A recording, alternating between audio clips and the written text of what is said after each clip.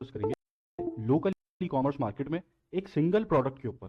अगर आप private level कर रहे हैं तो आपके पास सिंगल प्रोडक्ट भी हो सकती है कि आपका एक स्टोर है, उसके ऊपर बहुत सारी प्रोडक्ट्स हैं लेकिन स्टॉक आपके पास किसी एक प्रोडक्ट का है।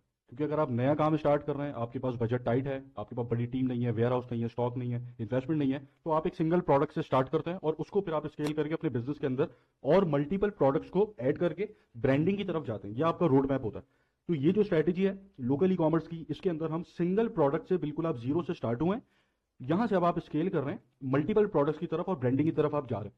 तो ये उसका इनिशियल पॉइंट है आपका जब आप ई कॉमर्स स्टार्ट करते हैं एक सिंगल प्रोडक्ट से। तो ये उसकी स्ट्रैटेजी है कि आपकी सिंगल प्रोडक्ट कामयाब हो जाएगी। फिर उसके बाद नेक्स्ट स्ट्रैटेजी मैं ऐड करूंगा कि जिसके अंदर अब आपके पास मल्टीपल प्रोडक्ट्स हैं। जैसे आप इससे पहले आपने स्टार्ट किया था एक टी शर्ट से, अब आपके पास 15-20 टी शर्ट्स हैं, उसकी आप हैंडलिंग कैसे करेंगे, उसकी कैंपेन्स आप कैसे चलाएंगे, उसकी कैंपेन्स का स्ट्रक्चर क्या होगा, वो हम नेक्स्ट स्ट्रैटेजी में फिर उसकी कवर करूंगा। तो लोकल ई कॉमर्स मार्केट और इंटरनेशनल ई कॉमर्स मार्केट के अंदर जो सबसे बड़ा डिफरेंस है वो ये है कि जो कंज्यूमर बिहेवियर है लोकल मार्केट का, उसका परसेप्शन आपके साथ ये है कि अगर वो आपका ऐड अपनी न्यूज़ फीड के ऊपर देख रहा है तो आपका ऐड देखने के बाद उसको सबसे बड़ा डर आपसे ये है कि जो चीज़ आप उसको दिखा रहे हैं वो चीज़ आप उसको डिलीवर नहीं करेंगे, या अगर वो चीज़ आपने उसको डिलीवर कर भी दी तो आप रिटर्न नहीं करेंगे, रिफंड नहीं करेंगे, उसका पैसा ज़ाया हो जाएगा। तो ये सबसे बड़ा डर है और ये सबसे बड़ा हर्डल है आपकी सेल्स के अंदर लोकल मार्केट में, क्योंकि यहाँ पर रिफंड के रास्ते या तो है ही नहीं या बहुत मुश्किल है। तो यहाँ पर अगर आपको अपनी सेल्स बढ़ानी है या आपको प्रॉफिट में सेल्स चाहिए, सेल्स तो देखें आपके पास आ जाएंगी। जब आप जो स्ट्रेटजी अभी मैं बताऊंगा उसको आप फॉलो करेंगे, सेल्स आपके पास आ जाएगी। लेकिन जो असल मकसद है हमारा यह है कि हमें प्रॉफिटेबिलिटी के साथ सेल्स चाहिए। क्योंकि यहाँ हम ड्रॉप शिपिंग तो कर नहीं रहे, यहाँ पर हम स्टॉक मैनेज कर रहे हैं, फुलफिलमेंट सारी खुद कर रहे हैं, लॉजिस्टिक्स हैंडल कर रहे हैं, ये सब चीज़ें हम खुद खुआरी उठा रहे हैं सारी। तो अब हम चाहते हैं कि अगर हमारा एक पीस कोई खरीद रहा है तो उसके ऊपर हमें अच्छा मुनाफा बचे, अच्छा पैसा बचे। उसके लिए सबसे बड़ा जो हर्डल है वो है ट्रस्ट। कंज्यूमर का ट्रस्ट आप पर नहीं है। तो स्ट्रेटेजी और कंज्यूमर का ट्रस्ट, ये दोनों चीज़ें आपके साथ पैरेलल में आपको लेके चलनी है। जैसे मैंने ड्रॉपशिपिंग के अंदर बताया था कि आपकी प्रोडक्ट है, आपका स्टोर है, ठीक है, ये कुछ चीज़ें मिलकर आप जो है इन डोमेन्स में काम करेंगे तो आप कामयाब होंगे। तो अब यहाँ पर लोकल मार्केट के अंदर आपको ट्रस्ट का फैक्टर सबसे ऊपर रखना है, फर्स्ट प्रियोरिटी पे। आपका स्टोर जितना अच्छा हो, आपकी प्राइसिंग जितनी अच्छी हो, आपका प्रोडक्ट आपकी जितनी अच्छी हो, लेकिन अगर कंज्यूमर ट्रस्ट ही नहीं कर रहा आप पे, एक फेसबुक यूजर आपका ऐड देखकर आप पे ट्रस्ट ही नहीं कर रहा, तो सब बेकार हो जाएगा। लेकिन अगर आपकी बाकी सारी चीजें एवरेज हैं लेकिन एक फेसबुक यूजर आपका ऐड देखकर आप पर ट्रस्ट कर रहा है, तो फिर आपकी सेल्स आपके पास आ जाएंगी। तो जब आपका कोई ऐड देख रहा है फेसबुक पर, वो अगर आपकी प्रोडक्ट में इंटरेस्टेड है और वो आपका प्रोडक्ट आपसे खरीदना चाहता है, लेकिन फिर भी वो आपसे नहीं खरीदेगा अगर वो आप पे ट्रस्ट नहीं करेगा। और एक फेसबुक यूजर जो आपकी प्रोडक्ट में इंटरेस्टेड नहीं था, लेकिन अगर वो आप पे ट्रस्ट कर गया है, तो हो सकता है कि वो आपसे इंटरेस्टेड ना होने के बावजूद आपसे आपकी प्रोडक्ट को खरीद ले।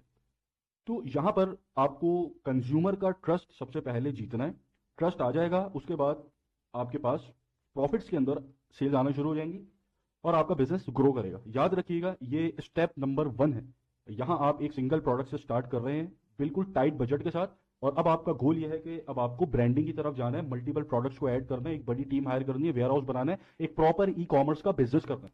क्योंकि अगर आप ब्रांडिंग की तरफ नहीं जाते तो ई कॉमर्स फिर आपके लिए नुकसानदेह हो सकती है, क्योंकि आज आप पैसा कमा लेंगे, कल कमा लेंगे, परसों कमा लेंगे, फिर अगर आपका बिजनेस बंद हो गया तो फिर आप रोड पे खड़े होंगे। तो इसलिए जो अल्टीमेट अप्रोच है आपकी वो ये है कि आज तो मैं एक प्रोडक्ट से स्टार्ट कर रहा हूँ, आज मैं इस टी शर्ट से स्टार्ट कर रहा हूँ, लेकिन मुझे अब इस टी शर्ट को एक ब्रांड में बदलना है। आगे फ्यूचर में मैं उसको लेके चलूँ, मैं फिजिकल स्टोर्स की तरफ भी जाऊँ और मैं स्केल करूँ उसको। तो गोल आपने ये रखना है।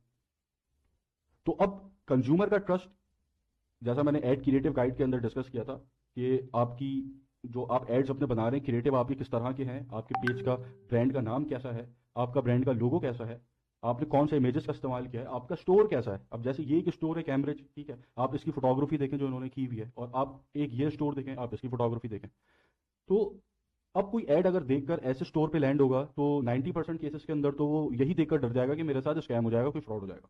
लेकिन अगर कोई ऐसे स्टोर पे लैंड होता है तो भले ये कैम्ब्रिज ना हो, हालांकि कैम्ब्रिज एक ब्रांड है, लेकिन भले ये कैम्ब्रिज ना भी हो, फिर भी उसको ट्रस्ट हो जाएगा कि यार ये जो वेबसाइट है, ये जो स्टोर है, यहाँ से अगर मैं बाय करता हूँ तो मेरे साथ कोई स्कैम नहीं होगा, या स्कैम के चांसेस बहुत कम है। क्योंकि पाकिस्तान में, इंडिया में ये स्कैम्स बहुत चलता है ना, तो सब एक दूसरे से डरते हैं खरीदते हुए चीज़ें कि 2 नंबर ही ना हो जाए कोई। अच्छा, अब ये जो फोटोग्राफी हुई हुई है, ये कोई बहुत महंगी फोटोग्राफी नहीं हुई हुई। जब आप ई कॉमर्स कर रहे होते हैं, आपका पेज चल रहा होता है, तो ये इस तरह से कुछ मॉडल्स आपको इंस्टाग्राम के ऊपर मिल जाते हैं, बल्कि खुद आपसे रब्ता कर रहे होते हैं कि यार हम आपके लिए फोटोशूट करवा देते हैं फ्री में, आप हमें बस अपनी प्रोडक्ट दे दीजिएगा। क्योंकि ये जो मॉडल्स हैं, ये अननोन से मॉडल्स हैं, और ये चाहते हैं कि ये भी फेमस हो, ठीक है, इनको काम मिले इस फील्ड के अंदर। तो ये इंस्टाग्राम के ऊपर बहुत मिल जाते हैं आपको, ये खुद भी आपसे रब्ता कर रहे होते हैं। तो ये फोटोग्राफी इस तरह की कराना कोई बहुत बड़ी बात नहीं है, ठीक है। तो आपने, आप एक प्रोडक्ट से स्टार्ट कर रहे हो, 10 प्रोडक्ट से स्टार्ट कर रहे हो, स्टोर ऐसा नहीं बनाना, इस तरीके की इमेजेस का इस्तेमाल नहीं करना, वरना ख्वारी होती रहेगी, पैसा कम बनेगा, ख्वारी ज्यादा होगी। क्योंकि यहाँ ड्रॉप शिपिंग नहीं हो रही, यहाँ सब खुद आपने करना है, सारी मैनेजमेंट खुद आपने करनी है। एक ऑर्डर आपके पास रिसीव होता है, उसको प्रॉपर फुलफिल करना है आपको, ठीक है। तो ये सारी ख्वारी करनी है, तो आपका फिर पैसा भी उसी हिसाब से बनना चाहिए ना। तो इसलिए एक प्रोडक्ट हो या 10 प्रोडक्ट हो, फोटोग्राफी बेहतरीन रखनी है अपने स्टोर के ऊपर। जिन इमेजेस का आप इस्तेमाल कर रहे हैं वो बेहतरीन इमेजेस का इस्तेमाल कर रहे हैं, एड क्रिएटिव का जो इस्तेमाल कर रहे हैं वो बेहतरीन एड क्रिएटिव का इस्तेमाल करते हैं, ताकि आपकी कैंपेन की प्रॉफिटेबिलिटी बढ़े। अब यहाँ पर जो स्ट्रेटेजी अभी मैं डिस्कस करूंगा, अज्यूम कर लेते हैं ये दो स्टोर्स हैं, ये दोनों स्टोर्स इस सेम स्ट्रेटेजी को फॉलो करेंगे जो यहाँ पर मैं भी बता रहा हूँ, लेकिन ये जो स्टोर है इसका पैसा ज्यादा बनेगा और ख्वार ये कम होगा, और ये जो स्टोर है इसका पैसा कम बनेगा, ख्वार ये ज्यादा होगा। हालांकि स्ट्रेटेजी दोनों की एग्जैक्टली सेम है जो यहां पर अभी मैं बता रहा हूं। तो मेन डिफरेंस किसने क्रिएट किया? मेन डिफरेंस क्रिएट किया कंज्यूमर के ट्रस्ट ने।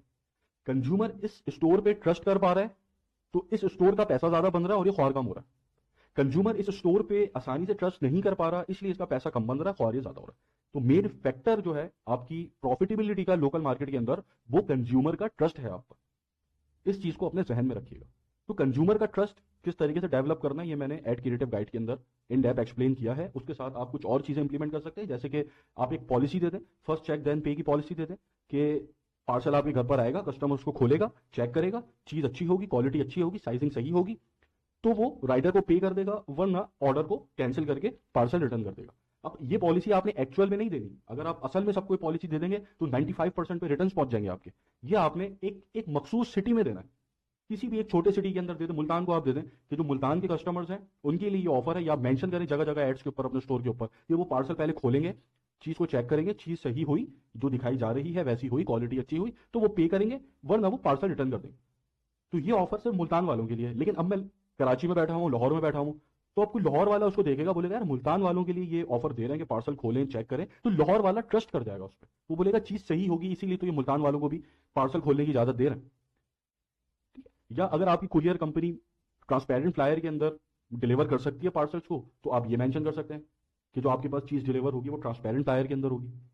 तो ये कुछ छोटी छोटी चीजें हैं कि जो आप अगर एक सिंगल प्रोडक्ट से बिल्कुल अभी बिजनेस आपने स्टार्ट किया है, तो इन चीजों को इंप्लीमेंट करके आप कंज्यूमर का ट्रस्ट गेन कर सकते हैं। एक दफा ट्रस्ट गेन हो गया तो फिर आपका आगे काम बन जाएगा। अच्छा, अब हम आ जाते हैं स्ट्रेटेजी के ऊपर। स्ट्रेटेजी को शुरू करने से पहले एक चीज आपने कैलकुलेट करनी है, वो है कि आपके पास स्टॉक कितना पड़ा हुआ है। क्योंकि यहाँ आप ड्रॉप शिपिंग नहीं कर रहे। ड्रॉप शिपिंग के अंदर तो आप रोज के 100 ऑर्डर लें, रोज के 1000 ऑर्डर लें, फर्क नहीं पड़ता, ठीक है। स्टॉक पीछे बहुत पड़ा हुआ है, एक सप्लायर के पास स्टॉक खत्म हो गया, दूसरा सप्लायर है, तीसरा सप्लायर है, चौथा सप्लायर है, पांचवा सप्लायर है। यहाँ पर आपके पास स्टॉक लिमिटेड है, और स्टॉक आपके पास एक दफा खत्म हो गया तो फिर जो आपने स्केल किया हुआ है अपने एड्स को, वो फिर आप जो है स्केलिंग आपको अपनी कैंपेन्स बंद करनी पड़ेंगी, और फिर आपको नए सिरे से अपनी कैंपेन को स्केल करना पड़ेगा। इसलिए जो स्टॉक की क्वांटिटी आपके पास मौजूद है, उस हिसाब से आपने अपनी कैंपेन्स को स्केल करना है। तो अब यहाँ पर जैसे ड्रॉप शिपिंग की स्ट्रेटेजी थी, उसके अंदर डिफरेंस ये था कि हम स्केल कर रहे थे, अपना बजट बढ़ा रहे थे, लेकिन यहाँ पर हमें कुछ चीज़ें पहले कैलकुलेट कर लेंगे। जैसे कि जब हम ड्रॉप शिपिंग कर रहे थे और उसके अंदर हम रोज के 50 ऑर्डर ले रहे थे, और एक ऑर्डर के ऊपर अज्यूम करते हैं कि हम $10 बना रहे थे, तो हमारा रोज का प्रॉफिट बन रहा था $500। फिर हमने स्केलिंग अटेम्प्ट्स की, और स्केलिंग के दौरान हम 50 ऑर्डर को स्केल कर गए 250 ऑर्डर्स के ऊपर, सॉरी 250 ऑर्डर्स के ऊपर स्केल कर गए। लेकिन स्केलिंग के दौरान जो हमारा प्रॉफिट रेट था वो $10 से गिरकर आ गया $3 के ऊपर। तो अब मैं रोज के $750 बना रहा हूं, लेकिन मैं ऑर्डर्स कितने ले रहा हूं? 250। पहले मैं ऑर्डर्स कितने ले रहा था? 50, और रोज के बना रहा था $500। तो यहां $250 के ऊपर मैं गया हूं, 250 ऑर्डर्स पे मैं गया हूं, और यहां जो मेरा मार्जिन बढ़ा है वो तकरीबन प्रॉफिट मेरा $250 बढ़ गया। लेकिन यहां पर मैंने कोई ख्वारी नहीं की, यहां मैं ड्रॉप शिपिंग कर रहा हूं, यहां मैंने कोई ऑर्डर्स की फुलफिलमेंट नहीं की, यहां मैंने कोई ख्वारी नहीं उठाई। लेकिन जबकि अगर मैं लोकल मार्केट में काम करता हूं, और यहां पर मैं अज्यूम करता हूं मैं 50 ऑर्डर्स ले रहा हूं, और यहां पर एक ऑर्डर के ऊपर मेरा ₹1000 प्रॉफिट है, तो मैं रोज के ₹50,000 बना रहा हूं। अब मैंने स्केल किया, और स्केलिंग करते वक्त मैंने 50 ऑर्डर को स्केल किया 250 ऑर्डर्स के ऊपर। लेकिन मेरा जो प्रॉफिट मार्जिन था वो 1,000 रुपये जो पहले 50 ऑर्डर पे मुझे मिल रहा था, 1,000 पर ऑर्डर, वो रिड्यूस होके 300 रुपये पर आ गया। तो अब मैं कितने पैसे बना रहा हूँ? अब मैं बना रहा हूँ 75,000। पहले मैं कितने बना रहा था? 50,000।